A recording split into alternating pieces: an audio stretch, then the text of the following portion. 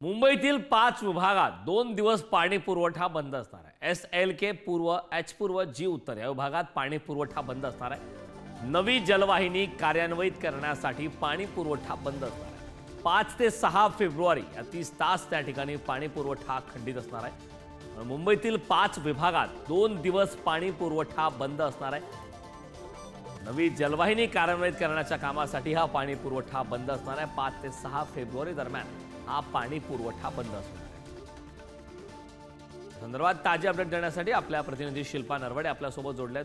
शिल्पा, 5 ते 6 फेब्रुवारी रोजी तब्बल 30 तास पाणी पुरवठा बंद राहणार आहे। त्यामुळे मुंबईतील तब्बल 5 विभागात 2 दिवस पाणी पुरवठा बंद राहणार असल्याचं कळतंय। काय या संदर्भात सविस्तर माहिती, नेमके कुठले भाग आहेत ते? करण, मुंबई शहरातील नागरिकांना पाणी कपातीचा सामना करावा लागणार आहे।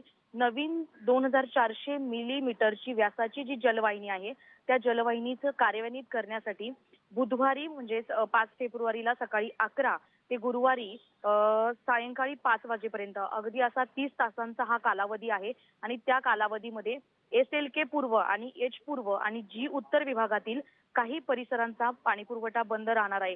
त्यामुळे मुंबई महानगरपालिकेने नागरिकांनी पाणी जपून वापरावं, काटकसरीने वापरावं असं देखील आवाहन करण्यात आलेलं आहे। आणि त्यानंतरचा जो पाणी पुरवठा केला जाणार आहे त्यावेळी गढूळ पाणी येण्याची शक्यता आहे। त्यामुळे नागरिकांनी पाणी गाळून घ्यावे किंवा बाहेरचं जो बिसलरीचं पाणी ते प्यावे 2 ते 3 दिवस, कारण हा गढूळ पाणी पुरवठा होणार आहे त्यानंतर। आणि 30 तासाचा जो हा पाणी पुरवठा बंद राहणार आहे त्यामुळे मुंबईकरांना पाणी कपातीचं हे जे संकट आहे 2 दिवसाचा त्याला सामोरे जावे लागणार आहे।